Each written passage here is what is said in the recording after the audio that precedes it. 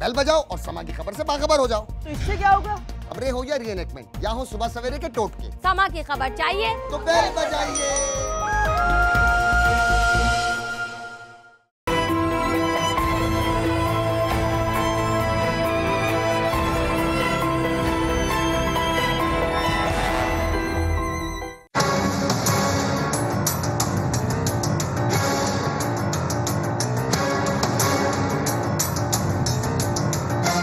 لاہور میں ہوئی گھناؤنے جرم کی دلخراش واردات، جس نے سنا وہ نہ صرف دنگ رہ گیا بلکہ دل خون کے آنسو بھی رونے لگا۔ پیشہ مسیحائی سے وابستہ یعنی ڈاکٹرز مبینہ طور پر قاتل نکلے۔ جنرل اسپتال لاہور کے پلاسٹک سرجن ڈاکٹر فواد ممتاز اور وائی ڈی اے کے جنرل سیکرٹری ڈاکٹر التمش، جو جنرل اسپتال میں ہی اینستھیسیا کے ڈاکٹر ہیں۔ ایف آئی اے کی ٹیم نے جب چھاپا مارا تو عمان سے آئے 6 افراد کو پاکستان سے دھوس، دھاندلی اور لالچ دے کر نکالے گئے گردے لگائے جا رہے تھے۔ چونگ کا رہائشی محمد عامر اپنا رکشہ چوری ہو جانے اور قرض اتارنے کے لیے اپنا گردہ عمان سے آئے عیسیٰ علی کے لیے 1,70,000 روپے میں فروخت کر رہا تھا۔ کلمہ چوک کی رہائشی ناہید بی بی غربت سے تنگ آ کر عمان سے آئی خاتون منیرہ بی بی کے لیے اپنا گردہ 1,30,000 میں فروخت کر رہی تھی۔ عامر، عیسیٰ، ناہید اور منیرہ چاروں کے گردے نکالے جا چکے تھے اور ایف آئی اے کے چھاپے کے وقت یہ لوگ گرو مانگٹ روڈ کے قریب بنائے گئے ایک جعلی آپریشن تھیٹر میں اپنا آپریشن کروا رہے تھے۔ یہ چاروں افراد اب میو اسپتال میں زیر علاج ہیں۔ 1 لاکھ سے 1,70,000 روپے تک میں لیے گئے گردے عمان اور دوسرے ممالک سے آئے افراد کو 70 لاکھ میں فروخت کیے جانے تھے۔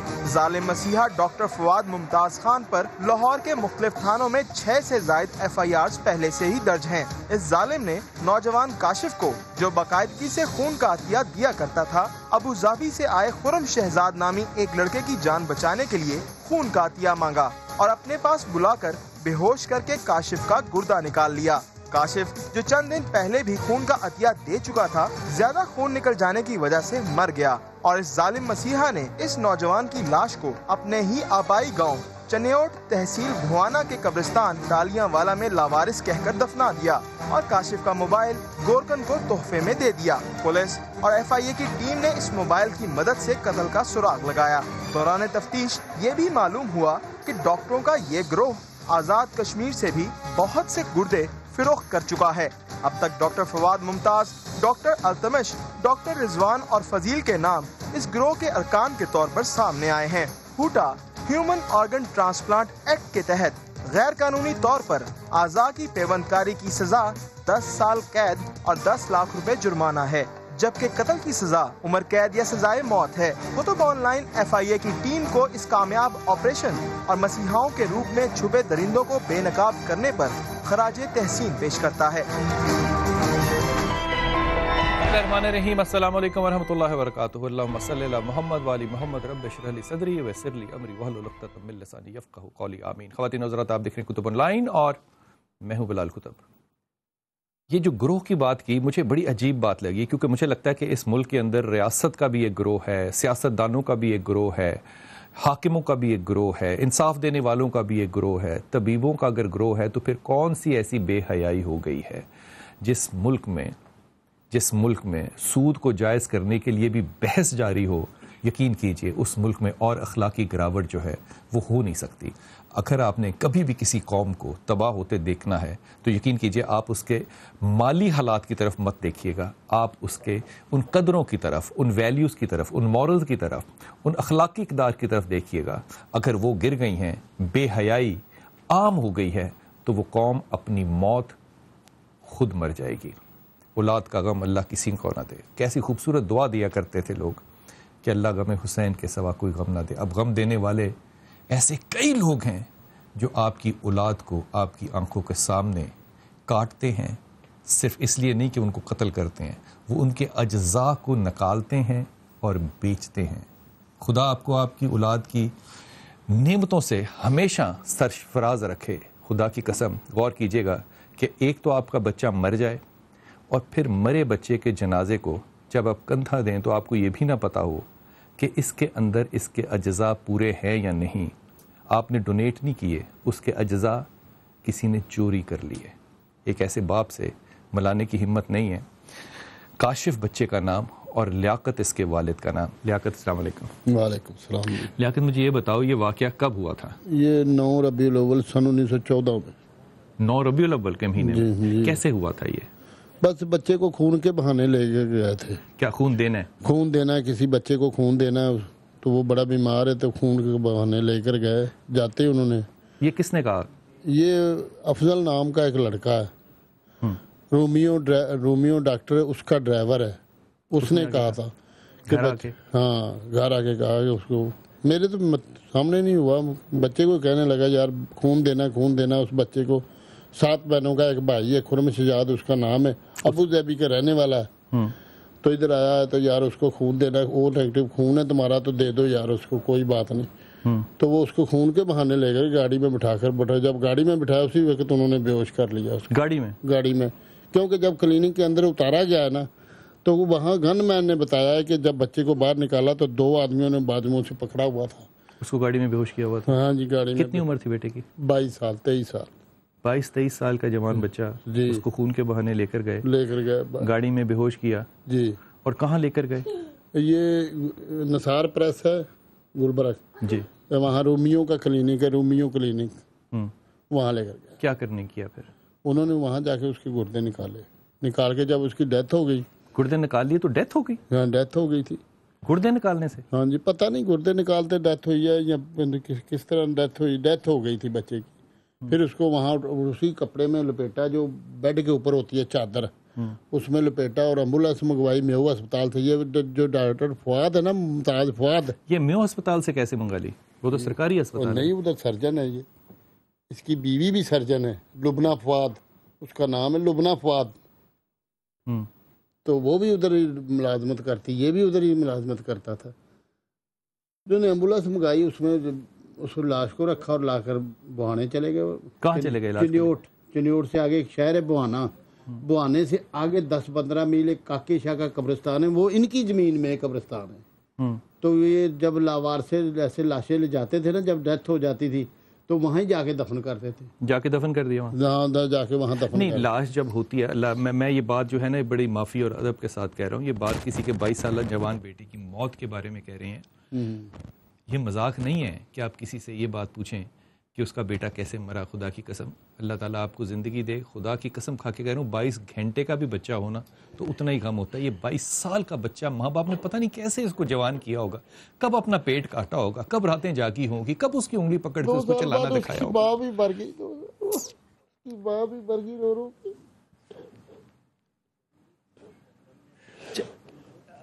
آپ کو بات کب پتہ چلی کہ اس کو دفن کر دیا وہاں جا کے؟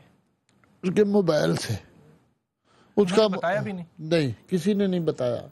اس کا جو موبائل تھا نا, جو گورکن تھا نا, اس کو ڈاکٹر نے دے دیا کہ اس کو پھینک دو.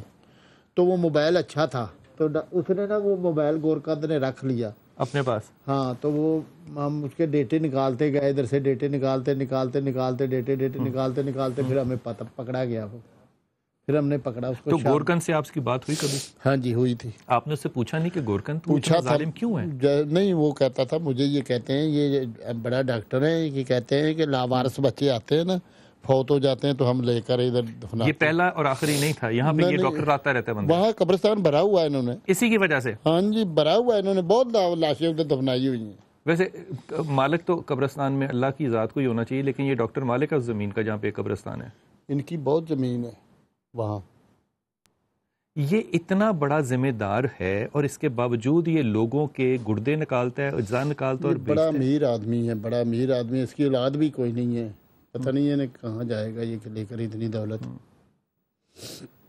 آپ نے یہ نہیں اس سے ڈاکٹر سے کبھی ملاقات میں پوچھا یا کسی سے پوچھا کہ میرے بیٹے کو اگر تم نے مار ہی دیا تھا؟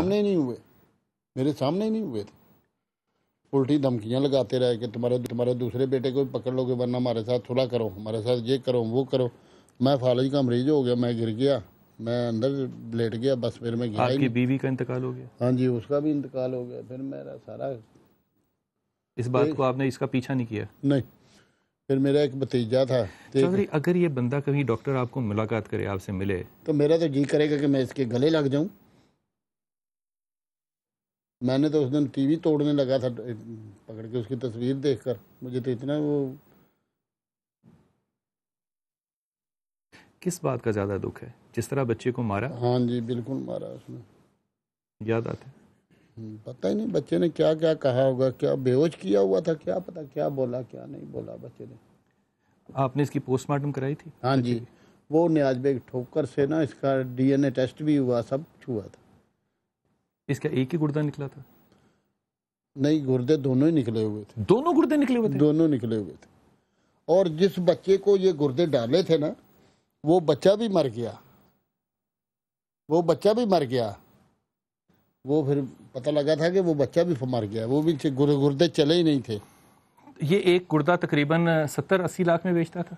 1 کروڑ کا بیچتا ہے جی, 70-80 لاکھ کے, کروڑ روپے کا. ابھی جو ایک عورت کو ڈالا ہے اس کا دمام کیا ہے, کوئی سعودیہ کا شہر ہے دمام, منیرہ نام ہے اس کا. ہاں جی, اس کو دیا کروڑ روپے کا. آپ کی کبھی حکومت نے آ کے کوئی سرپرستی کی, کوئی دلجوئی کی؟ کیا آپ کا بیٹا 2 گردے اس کے نکال لیے اور یہ ایک پری میڈیٹیٹڈ قتل ہے, اس کے بغیر وہ مر گیا. وہ اگر مر گیا تو ہمارے کیا اخلاقی بات ہے نا, ایک اسے غسل دے کے اسے دفن کر دیتے. آپ نے اس کو اسی چادر میں لپیٹا ہسپتال کی, جو بالکل پاک چادر نہیں ہو سکتی, اسی میں لپیٹا آپ نے, اور جا کے گورکن کو دیا, اور اس کا فون جو مردہ تھا اس کا فون جو ہے وہ گورکن کو دے دیا. لیکن اللہ نے یہی بہانہ بنایا کہ وہ پکڑے گئے. آپ کو کس امید ہے اس حکومت سے, کسی سے؟ یہ فواد بھی نہیں پکڑا جاتا تھا, اس کی بیوی کو ہم نے پکڑا بیریا ٹاؤن سے جا کر, بیریا ٹاؤن سے پکڑا. تو جب اس کو پکڑا نا, تو ڈپٹی عمر فاروق ہے شمالی تھانے کا, اس نے پکڑا تھا. عمر ورک نے میری وہاں تفتیش لگائی تھی. آپ اس انصاف سے مطمئن ہیں؟ ہاں جی, وہ اس نے اچھا کام کیا. جب عمر ورک جو ہے وہ جیسا بھی آدمی ہے, لیکن میں نے جب بھی اس کو ملاقات کی میں نے اس کو بڑا نیک آدمی پایا. اللہ بہتر جانتا ہے باقی حالات کیا ہے. یہ ہمارے ساتھ اس وقت ریاض صاحب ہیں جو کہ FIA کے اسسٹنٹ ڈائریکٹر ہیں. السلام علیکم جناب. جی وعلیکم السلام. جی ریاض, آپ ہمارے ساتھ سما کے رپورٹر ہیں. السلام علیکم بھائی. وعلیکم السلام علیکم ریاض. ریاض, یہ ساری باتیں آپ کے سامنے ہیں, آپ نے اس کو رپورٹ بھی کیا نیوز کے اندر. یہ معاملہ مجھے بتائیے کہ کیا یہ پاکستان میں یا شاید لاہور میں, یا یہ بہت زیادہ ہیں ایسے واقعات جو ہمیں علم نہیں ہوتے؟ جی, آپ کے سامنے تو یہ ایک واقعہ ہے. ایسے متعدد واقعات ہیں جو ابھی سامنے نہیں آئے, لیکن ابھی تک جو ہمیں اطلاعات ہیں, جو ہمیں ہمارے کوئی آزادانہ ذرائع سے جو ہمیں معلوم ہوا ہے, تقریباً پچھلے 7 سال کے دوران 214 کے قریب افراد کے یا تو انہیں اغوا کر کے یا ان کی مجبوریوں سے فائدہ اٹھا کر یا اسی طرح دھوکے سے بلا کر ان کے گردے نکال کر انہیں فروخت کیے گئے, اور ان میں سے تقریباً 15 افراد کی جو ہے وہ اموات بھی ہو چکی ہیں. یہ کس شہروں میں ہوتا ہے؟ زیادہ غریب لوگوں کے شہروں میں ہوتا ہے, امیر لوگوں کے شہروں میں ہوتا ہے؟ جی بالکل, زیادہ تر یہ غریب لوگوں کی مجبوریوں سے فائدہ اٹھایا جاتا ہے. لاہور میں بھی خاصے اس طرح کے آپریشن کیے گئے ہیں غیر قانونی پیبند کاری کے, اور آزاد کشمیر میں بہت زیادہ جو ہیں وہ رپورٹس سامنے آئی ہیں. چونکہ 214 افراد کے جو گردے پنجاب میں نکالے گئے, ان میں سے جو ہے وہ 15 افراد کی اموات ہو چکی ہیں, اور 49 افراد کے خلاف ابھی تک مقدمہ درج ہوا ہے. اور کسی بھی ڈاکٹر کو یا کسی بھی ذمہ دار افراد کو ملاقات ہوئی یا جس کسی نے بھی اپنے گردے بیچے ہوں اور آپ نے اس سے پوچھا ہو کہ وہ یہ اپنے گردے کیوں بیچ رہا ہے؟ جی بالکل, ایسے کئی لوگوں سے جب ایک دفعہ گرین ٹاؤن میں اس طرح کا آپریشن کیا گیا تھا, وہاں پر جن لوگوں نے اپنے گردے فروخت کیے گئے تھے انہوں نے یہ بتایا تھا کہ وہ ایک مزدوری یہاں پر ایک گھر میں مزدوری کر رہے تھے, کہ تو یہاں پر ایک شخص آیا تو انہوں نے کہا آپ مزدوری کر رہے ہو, میں تمہیں اتنے پیسے دلواتا ہوں کہ تمہاری زندگی خوشحال ہو جائے گی. تو وہ اس طرح وہاں سے 7 مزدور لے گیا تھا, اور 7 مزدور میں سے 3 کے گردے نکالے جا چکے تھے. اور جب وہ وہاں پر بھی چھاپا پڑا تو ان لوگوں کو جب پکڑا گیا تو انہوں نے بتایا کہ انہیں صرف دھوکے سے یہاں پر لایا گیا تھا, صرف یہ کہہ کر کہ ان کو پیسے زیادہ ملیں گے اور مزدوری نہیں آئندہ انہیں کرنی پڑے گی. اس طرح کے کئی واقعات ہیں جو پنجاب میں, لاہور میں, پنجاب کے دیگر شہروں میں رپورٹ ہوئے ہیں. جی یہ عامر نام تھا اس کا, یہ چونگ کا رہنے والا تھا. اس کا رکشہ, چونکہ یہ کرائے کا رکشہ چلاتا تھا, اور ایک پٹھان کا یہ رکشہ تھا, اور وہ رکشہ جو ہے چوری ہو چکا تھا. اس رکشے کی جو قسطیں تھی بقایا جو رقم دینی تھی وہ 1 لاکھ روپے تھی. تو وہ بار بار انہیں مجبور کرتا تھا. تو عامر کا یہ کہنا تھا کہ مجبور ہو کر اس نے اپنا گردہ فروخت کرنے کا فیصلہ کیا, لیکن ان کا جو ایک شخص تھا وہ ان سے مسلسل رابطے میں تھا. تو اس نے یہ کہا کہ تمہیں میں 1,30,000 روپے دلواتا ہوں, تم اپنا گردہ فروخت کر دو. تو مجبوراً اس کا یہ کہنا تھا کہ وہ اپنے بال بچوں کی جب شکل سامنے آتی تھی اور پٹھان جب وہ ان سے بدتمیزی کرتا تھا تو مجبور ہو کر اس نے یہ گردہ بیچنے پر مجبور ہوا اور 1,30,000 روپے دینے کا وعدہ کیا تھا, لیکن ابھی تک وہ بھی اسے نہیں ملے تھے. مجھے صرف ایک جلدی سے بتائیے گا, یہ گردہ جو 1.25 لاکھ روپے میں لوگوں کا لیتے ہیں کسی غریب آدمی کا, یہ آگے بیچتے کتنے کا ہیں؟ جو ہمیں جو ایف آئی اے اور جو عمان کے جو لوگ یہاں پر پکڑے گئے ہیں انہوں نے یہ بتایا کہ وہ 60 سے 70 لاکھ روپے اس کے ادا کرتے ہیں. اور فضیل نامی ایک شہری ہے پاکستانی جو عمان میں, ابو ظبی میں اور اس طرح کے جو دیگر ممالک ہیں وہاں پر وہ کام کرتا ہے. اور وہاں سے جن لوگوں کو گردے چاہیے ہوتے ہیں وہ فضیل وہاں سے ان لوگوں کی باقاعدہ بکنگ کرتا ہے اور ان سے باقاعدہ غیر ملکی اکاؤنٹ میں جو ہے پیسے ٹرانسفر کرواتا ہے اور اس کے بعد انہیں پاکستان لے کر آتا ہے. یہی وجہ تھی کہ 6 عمانی شہریوں کو یہاں پر لایا گیا تھا. 2 کے گردے جو تھے وہ تبدیل کیے جا رہے تھے کہ جبکہ 4 جو تھے ایک لاہور کے پوش علاقے کے نجی ہوٹل میں وہ رہائش پذیر تھے. جب ایف آئی اے نے یہاں پر چھاپا مارا تو ان 2 کی نشاندہی پر مزید ان 4 عمانی باشندوں کو بھی حراست میں لیا گیا. تو یہ روزانہ جو ایف آئی اے کی رپورٹ آپ میرے ساتھ رہیے گا, میں آپ سے مزید بات کرتا ہوں اس معاملے میں کہ گروہ کیسے ہیں اور آپریٹ کرتے ہیں, لیکن وہ شہر, وہ ملک, وہ اسلامی ممالک ہیں, اس پہ کوئی دو رائے نہیں ہے. لیکن یقین کیجئے وہاں پہ پاکستانیوں کو اسی طرح رکھا جاتا ہے جس طرح کہ ہم اپنے گھر میں شاید ملازموں کو بھی نہ رکھیں. غلاموں سے بدتر آپ کی وہاں پہ توقیر اور عزت ہے, اور آپ ان کو اپنے آزاد شہریوں کے گردے بیچ رہے ہیں. جس بچے کا باپ آج اس بڑھاپے میں اس کی یاد میں رو رہا ہے, کوئی تو پوچھے گا اس سے کہ یہ جو تو نے ظلم کیا آج یہ تمہاری اولاد کے سامنے آنا چاہیے یا نہیں. میں دعا گو ہوں کہ نہ آئے. خدا کی قسم, جس ملک میں اسلام کا قانون ہو وہاں پہ حاکم پھر عمر خطاب کو ہی ہونا چاہیے تھا. وقفہ لیتے ہیں, واپس آتے ہیں.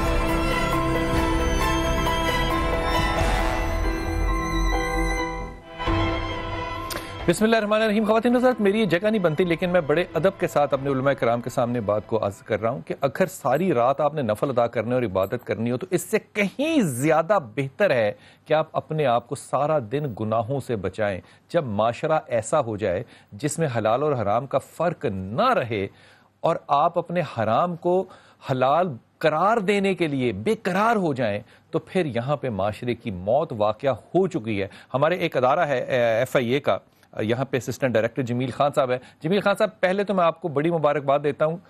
اس بات پہ تو مبارک دینا بھی خدا کی قسم شرمندگی کا باعث ہے, لیکن آپ نے بات کی, آپ نے لوگوں نے پکڑا. مجھے یہ تو بتائیے کہ پہلے آپ کو یہ خبر کیسے ملی اور اس طرح کے کتنے واقعات ہو رہے ہیں, اور یہ جو واقعہ ہوا اس کو آپ نے کس طرح سے دیکھا؟ بسم اللہ الرحمن الرحیم. بہت شکریہ بلال کتب صاحب.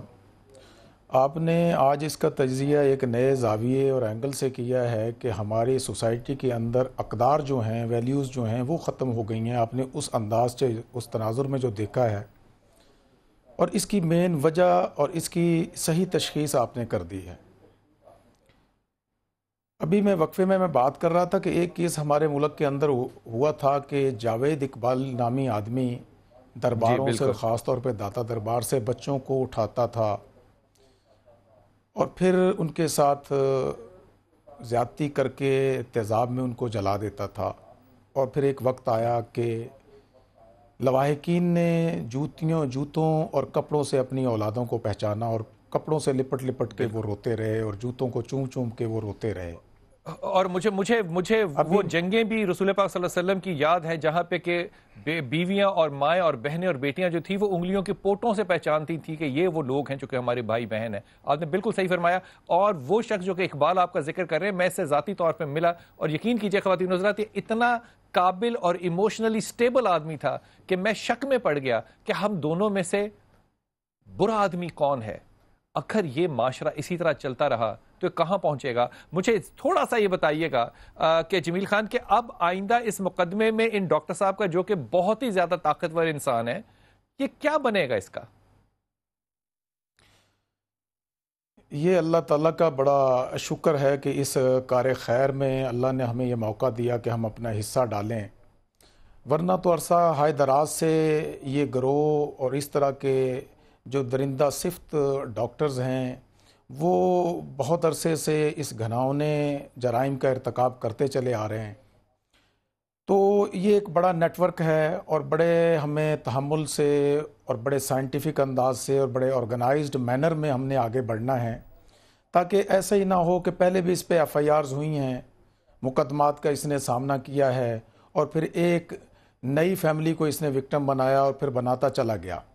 تو ہم نے جو آپ نے پوچھا کہ اس کو ہم نے کیسے ٹریس آؤٹ کیا، تو یہ بڑی ایک کوآرڈینیٹڈ ایفرٹ تھی۔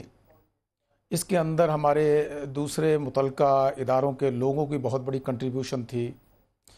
اللہ تعالیٰ صلہ دے، اور خاص طور پہ یہ کریڈٹ دینا چاہیے ہمیں وزیر داخلہ چودھری نثار علی خان صاحب کا، جنہوں نے کوٹا ایکٹ 2010 کو پہلی دفعہ ایف آئی اے کے شیڈول پہ ڈالا۔ کو ایک لیکچر دینے کے لیے اسلام آباد گیا اور میں نے جتنے قابل اور پڑھے لکھے لوگ آپ کے اسلام آباد کے اس آڈیٹوریم میں دیکھے، میں نے کم دیکھے ہیں۔ میں لیکن ریاض آپ سے پوچھنا چاہ رہا ہوں کہ مجھے یہ بتائیے کہ یہ نک کیسے کام کرتا تھا اور کیوں یہ ڈاکٹر جو ہے کہ اتنے 6 ایف آئی آر اس پہ ہو چکی ہیں، اس کے باوجود یہ باہر آزاد تھا اور اس کو کوئی پوچھنے والا نہیں تھا؟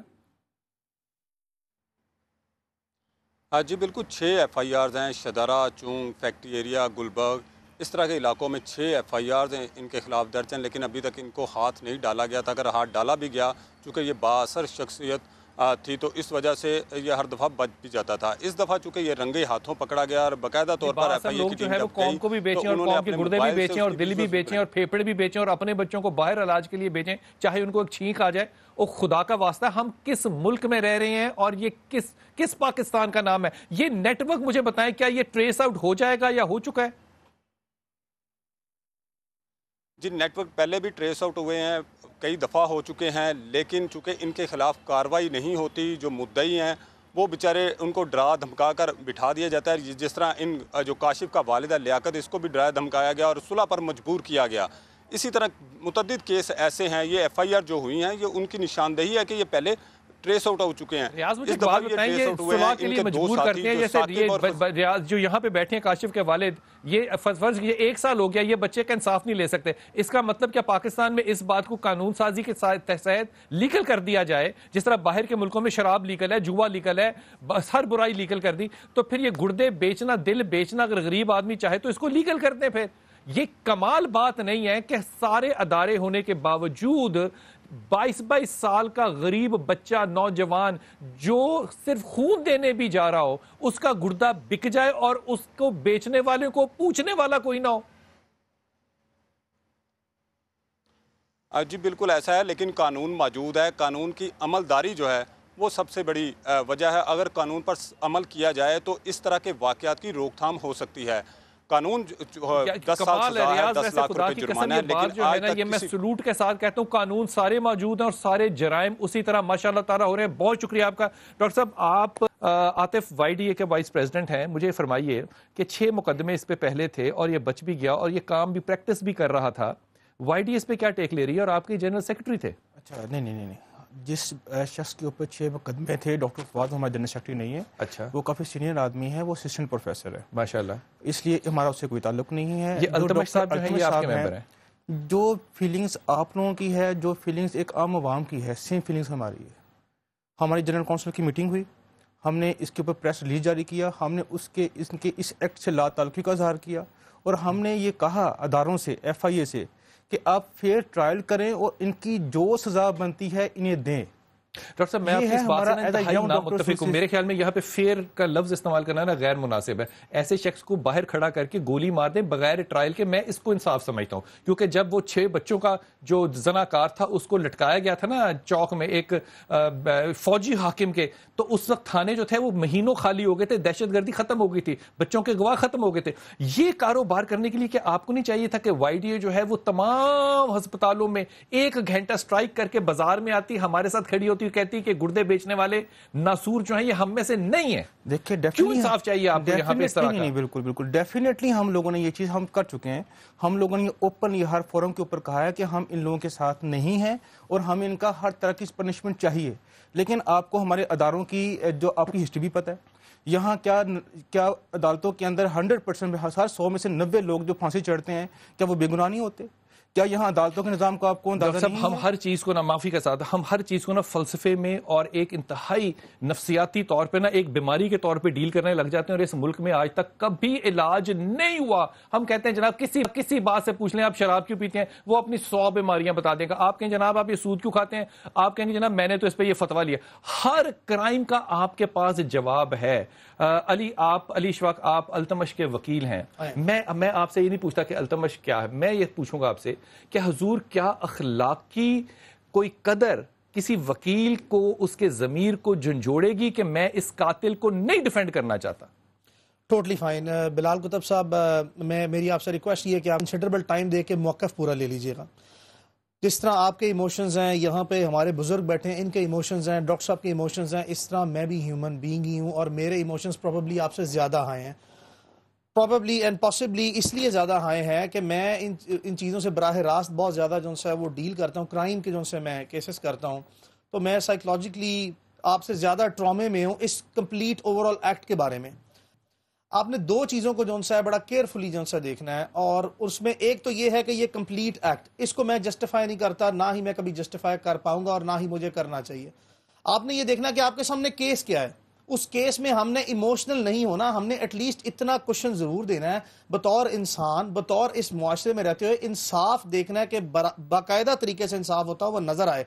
صرف ایک نوشن جو کریٹ کر دی گئی اس کے فلو میں جو کہ انصاف ڈیفیٹ نہ ہو جائے. میری گزارش یہ ہے صاحب یقین کیجئے مجھے کوئی آپ اس دنیا کا کیس بتائیے، میں اس کے اینٹی تھیسس میں آپ کو اس کا پورا پیراڈائم دے سکتا ہوں. جو ایک اینتھیزیا والا ڈاکٹر ہوتا ہے نا، وہ ڈاکٹر میں معافی کے ساتھ کہہ رہے ہیں وہ نلائق ڈاکٹر ہوتا ہے، اس لیے اینتھیزیا میں جاتا ہے، ورنہ وہ پھر سائیکائٹری میں بھی چلا جاتا ہے. بڑے ادب اور معافی کے ساتھ صرف تجربے کی روشنی میں 4 لوگوں کا ہو چکا ہے، 5واں ہو رہا ہے، ہم نے ابھی ثبوت مانگنے ہیں. تو اس ملک میں پھر غریب آدمی کو انصاف کیسے مل سکتا ہے؟ نہیں، میں آپ کی بات سے اتفاق نہیں کروں گا، چونکہ میں تو نہیں کہتا کہ کوئی اینستھیٹک جو ہے وہ نلائق آدمی ہے یا کوئی، یہ آپ کا پرسنل اوپینین ہے. میں اپنے آپ کو جو ہے وہ آپ سے ڈس ایگری کروں گا ہملی.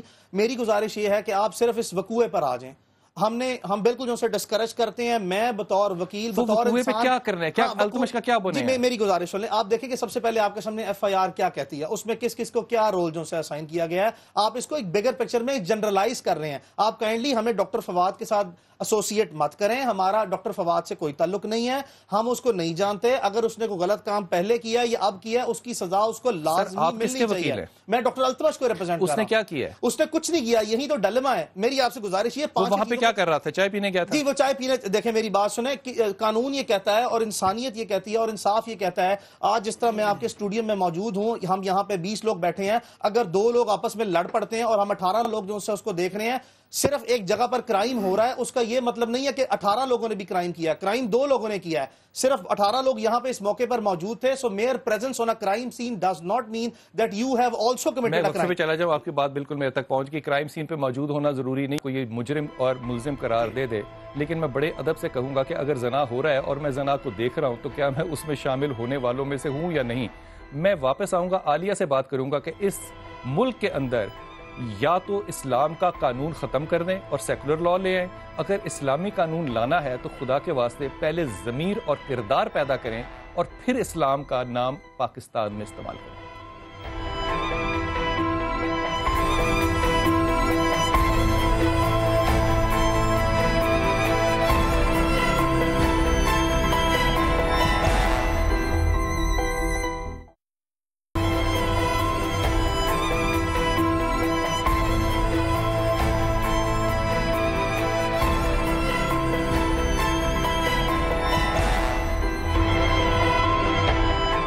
بسم اللہ الرحمن الرحیم. خواتین حضرات، ایک وقت تھا جب کہ دور جاہلیت ہم جس کو کہتے ہیں، جس میں کہ ہم اپنی بیٹیوں کو دفن بھی کرتے تھے اور ہم انسانوں کا کاروبار بیچنے اور خریدنے کا بھی کرتے تھے. عالیہ ہمارے ساتھ ہیں، عالیہ برنی. عالیہ بہت شکریہ، السلام علیکم آپ کو. عالیہ یہ بتائیے کہ جب دور جاہلیت بھی تھا تو ہم انسان بیچا کرتے تھے، ہم ان کے کلیجے پھیپھڑے دل اور گردے نہیں بیچا کرتے تھے. ہمیں 1436 سال ہو گئے رحمت العالمین کے دین میں آئے ہوئے.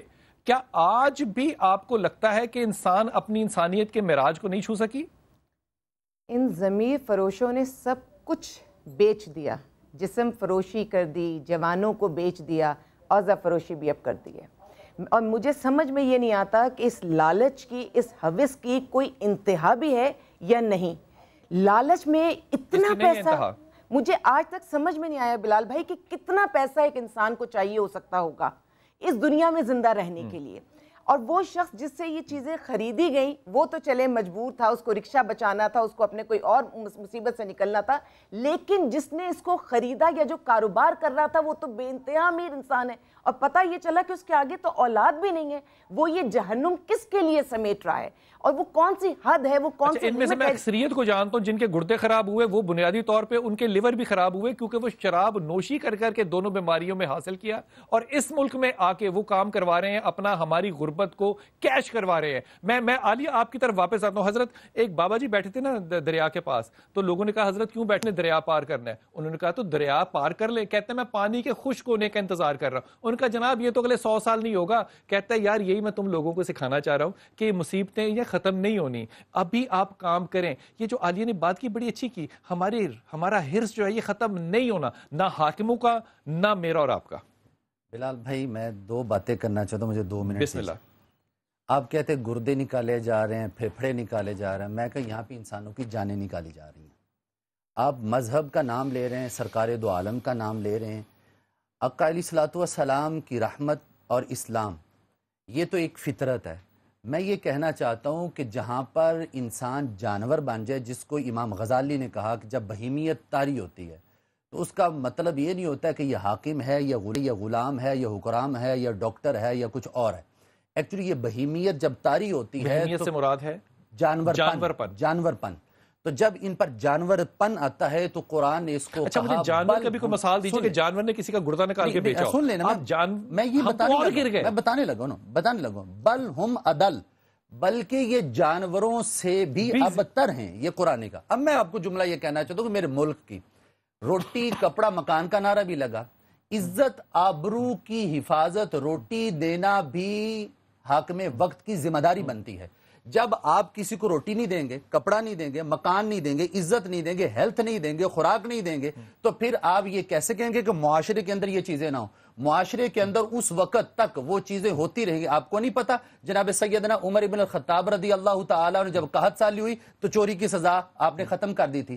جب تک آپ غربت کو ختم نہیں کریں گے، آپ پوری دنیا کا پیسہ آپ سمیٹ لیں، میری بات سنیں، پوری دنیا کا پیسہ سمیٹ لیں اور پھر آپ یہ کہیں جناب یہاں پہ انصاف ہو، تو انصاف کہاں پہ ہوگا؟ ہماری عدالتیں جہاں پہ موجود ہیں، سن لیں، حاکم موجود ہیں لیکن انصاف نہیں ہے. قوم تباہ ہو جاتی ہے جب انصاف نہیں ہوتا. ان کو آپ ایک شخص کو آپ کہہ رہے ہیں گردہ نکالا، 2 نے نکالا، 5 نکالا، 10 نے نکالا. جن لوگوں کو آپ نے قتل کر دیا، جن لوگوں نے آپ نے مروا دیا، جن لوگوں کو یونیورسٹیوں سے آپ نے اٹھا لیا، جن لوگوں کو آپ نے جناب مساجد سے اٹھا لیا، آپ حاکم وقت سو رہے ہوتے ہیں تو آپ یہ بات کریں، اس بات پہ پروگرام کریں کہ یہ پوری جو ہے چیزیں اپنی جگہ موجود، لیکن اس بات کا جواب دے حاکم وقت ہے، وہ جواب دے گا، اور وہ جواب اگر نہ دے گا تو قیامت والے دن دنیا اس سے جواب لے لیا جائے گا. میں آپ کی طرف آتا ہوں، ان کا ذمہ ان کے ذمہ ہوگا. بالکل آپ کی بات. اور جمیل آپ کی طرف میں آ رہا ہوں. میری بڑی مؤدبانہ درخواست ہے، سب لوگوں کو خیال ہے کہ غربت جو ہے وہ سب سے زیادہ بڑا جرم ہے، لیکن جو ہم سے زیادہ غریب ملک ہے وہاں پہ یہ گھنونا جرم نہیں ہوتا. لیکن مجھے لگتا ہے کہ کردار جو ہے یہ شاید تکمیل نہیں پا سکا اس ملک میں، نہ تو انصاف دینے والوں کا نہ انصاف مانگنے والوں کا. مجھے بتائیے کہ یہ جو گراوٹ ہے، یہ جو کاروبار ہے، یہ جو گھنونا پن ہے، آپ بھی بحثیت ایک باپ، ایک بحثیت شوہر، ایک بحثیت بیٹا، آپ ان معاملات کو کیسے دیکھتی ہیں؟ یہ ظلم اس ملک میں صرف غربت کی وجہ سے ہو رہا ہے یا کچھ اور بات ہے؟ پہلے بھی وہ لوگ پکڑے گئے، پھر وہ چھوٹ گئے. یہاں پہ مطلب چھوڑنے والا بھی تو کوئی باپ بیٹا ہوگا نا جس نے چھوڑ دیا. یہاں پہ انصاف کو ہم ٹیکنیکل طور کے اوپر استعمال کرتے ہیں اپنے مجرموں کی حفاظت کے لیے. جی بلال بھائی، اب اس میں گزارش یہ ہے کہ یہ انشاءاللہ کیس جو ہے نا یہ فٹ فار پروسیکیوشن کیس ہے، اور اس کیس کی کامیابی سے بڑی توقع ہے کہ 50% اس گھناؤنے کاروبار میں جو ملوث یہ بھیڑیے جو ہیں یہ میں کام چھوڑ ادب سے جائیں کہہ رہا ہوں اس ملک میں 450 لوگ آگ سے جلا کر مار دیے جائیں، وہ شخص جو ہے وہ آگ کے کنفیشن کرے کہ میں نے مارے ہیں، یا تو وہ بیل پہ ہوتا ہے. اس میں کون سا ایسا مقدمہ ہے جو کہ ہم کہیں کہ جناب ہم اس میں سے انصاف نکال لیں گے؟ کیسے نکال لیں گے انصاف؟ یہ جو آپ اپنا کردار ادا کر رہے ہیں، پہلے جو اس ڈاکٹر کو جو پہلے چھڑایا گیا وہ کون شخص ہے جو 6 دفعہ پہلے چھٹا ہے؟ وہ کون ہے؟ وہ کون سا نظام ہے؟ میں یہی گزارش کر رہا ہوں کہ یہ من حیث القوم ہم نے ایک ایسی رائے عامہ جیسے ہموار کر رہے ہیں، آگاہی پیدا کر رہے ہیں، ان کے لیے جگہ تنگ ہو جائے گی. اور یہ جو اس طرح کا جو لائیو آپریشن ہوا ہے جمیل، ان کے لیے جگہ تنگ اس لیے نہیں ہوگی کہ ان کے پیچھے جو ہاتھ ہے جس کا کہ آپ نام نہیں لے رہے وہ سیاسی اقتدار کے لوگ ہیں، وہ حاکم ہے، وہ فرعون ہے. وہاں پہ مال پاکستان کا سارا لوٹا ہوا اس ملک سے باہر لے کے جا رہے ہوں اور وہ رنگے ہاتھوں پکڑے جائیں تو ارے بھائی اس ملک میں تو ان کی بھی بیل ہو جاتی ہے. یہ تو صرف 2 گردے ہیں، یہ تو ایک باپ ہے، روئے گا اور سالہ مر جائے گا جیسے اس کی ماں مری. کون دینے والا انصاف اس ملک میں نہیں ہے؟ ہم کیوں نہیں اس بات کو مان لیتے؟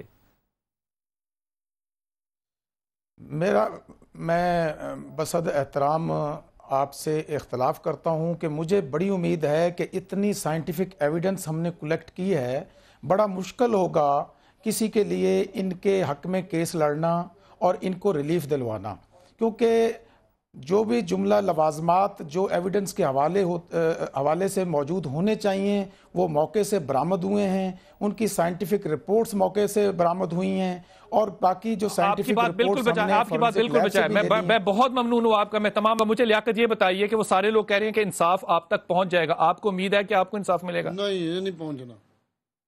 کیوں نہیں امید؟ مجھے امید نہیں ہے، یہ پہنچنا ہی نہیں ہے گا جی. انہوں نے چھٹ جانا ہے، پھر انہیں ڈاکٹران چھٹ جانا ہے اور یہ چھٹ جائیں گے اور اگلے لوگوں کے گردے پھر نکالیں گے. اس ملک کے اندر یہ وہ حقیقت ہے جو آپ کے سامنے ایک باپ کی ہے، لیکن جو ہم جیسے ذرا تھوڑے سے اپنے آپ کو پڑھے لکھے اور انٹلیکچوئل سمجھتے ہیں، اپنے جرموں کو جب تک ہم لاجسائز کر کے ریشنل کر کے جسٹیفائی کر سکیں گے تو پھر بھائی شراب نہیں، پھر شراب کو زمزم کہنے والے لوگ ہی اس ملک میں پائے جائیں گے اور نہیں ہوں گے. دعاؤں کی درخواست ہے. السلام علیکم ورحمۃ اللہ.